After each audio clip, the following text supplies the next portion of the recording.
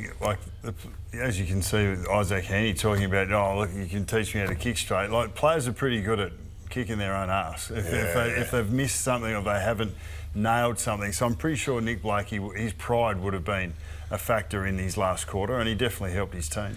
So the story of the night, we talked about pressure early on in the piece. We talked about the ability to go inside 50 and take your chances when they came through. And when you have a look at this, I mean, it was a big, tough night. I mean, these boys would be weary by the end of tonight. Yeah, so look, if you break up Carlton's, it was 2-12 in the first, 2-10 in the second, 2-04 in the third. So that was extreme.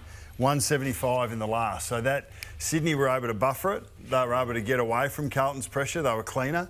They opened the play up, and that opened up their scoring going inside forward 50. But yes, it was a challenging game. It was a tough game. Carlton had it the way they wanted it for the majority of it, but Sydney were able to buffer that and open the game up in the last quarter.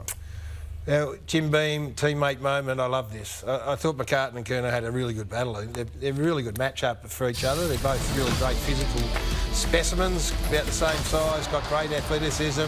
They were charging a bit here. Someone had to hold them up, and Charlie had eyes on another goal.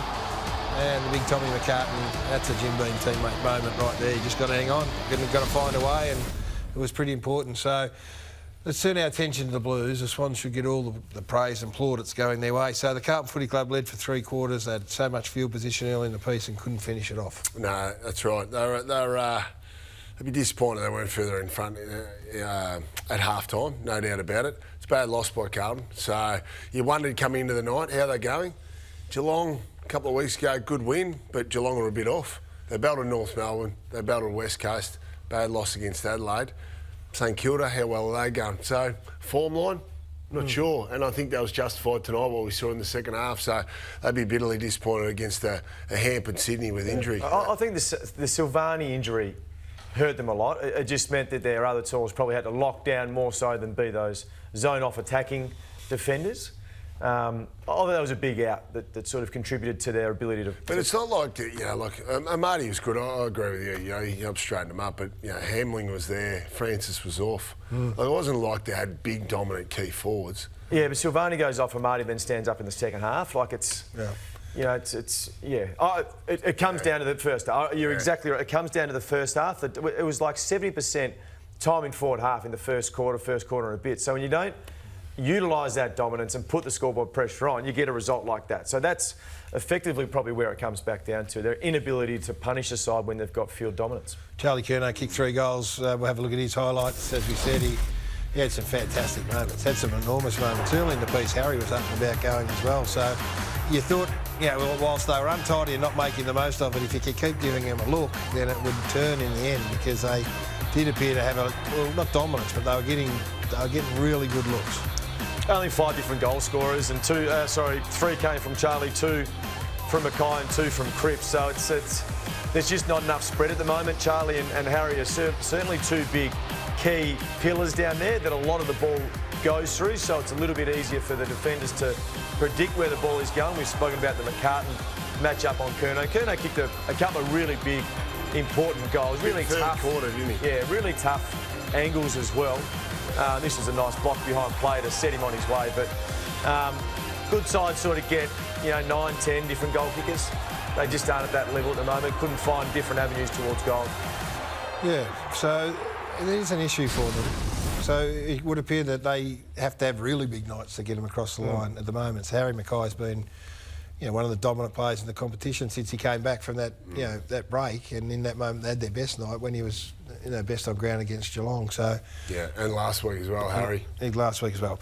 Hey, let's go into the newsroom with Johnny Ralph. There's a bit to talk about here, Ralphie. So Aaron Francis, another concussion. Spent a fair bit of time on the ground before they could get him off. Game didn't stop. What can you tell us? Yeah, that's right. So he spent about 85 to 90 seconds on the ground still, and potentially in the vicinity. I'll just take you through the AFL's rules and then we can show you the incident. So the AFL's rules state that if an injured player is in the vicinity, that's the expression, the umpires should stop play. Let's have a look at the vision with the sound up and then we can discuss it. Just Francis to your right, Jamie. Yeah. Stand, please, Dane. 8, 7, 6, 5. Yep.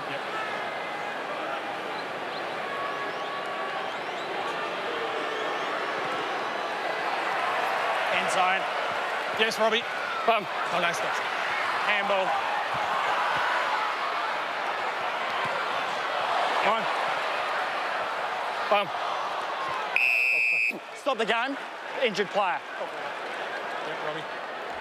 So, guys, you can see there about 85 to 90 seconds in, the game is stopped. Francis Evans takes a set shot there. Now, you would imagine that the AFL's umpires, after that fiasco with Lockie Schultz last week, would have been told by Laura Kane to make extremely conservative decisions about stopping play if there was anyone in the vicinity. So Francis is about 15 to 20 metres away there. He's got multiple medical staff around him. We can show that footage again if you want to. Guys, you just imagine there that, again, whatever your views on what happened with Schultz and whether that was really tough on the umpires, they should have taken their cue this time from that incident and stopped the game earlier. It feels like that we are setting the umpires up for a really impossible task there to try and diagnose a lot of injuries. Is it concussion? Is it just a head knock? But it just feels like that game should have been stopped. Do the umpires know, do you think, in that situation you'd had a head knock? Like the difference to About there is when you stop it. I would stop the game there. Yeah. So when they've got players running past them to get involved in the contest, that umpire's standing next to him, he's getting walked off the ground, stop the game. Now, it got stopped in the end. I have some sympathy for them at the start because they maybe didn't realise it was a head knock because he was standing upright. And but ask the question. Yeah, well, I don't know what the doctors... I'm not having a crack at doctors, but there has to be some message or some mechanism where the doctor can say, hold the game here, I've got a concussed player. There needs to be a message to get to the controlling umpire. There's four umpires. There's one controlling umpire. There's three other umpires. Yeah. One of those three other umpires goes across to where the player is, speaks to whoever it is that's managing it, whether the doctor is there or the trainer's there, and then make an assessment on whether the game needs to be stopped. What about to that get him umpire off. that was standing right next to him? Yeah, well, he can do it. Yeah, he should have done it. I thought it was pretty clear that Francis was trying to collect himself and was was waiting for an opportunity to get off when Evans was having the shot on goal. Yep. That's the time to stop it. Just the same way last week, Elliott's was the time to call time off, in my opinion. Yeah.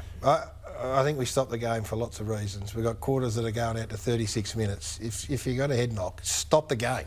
In play is tough though.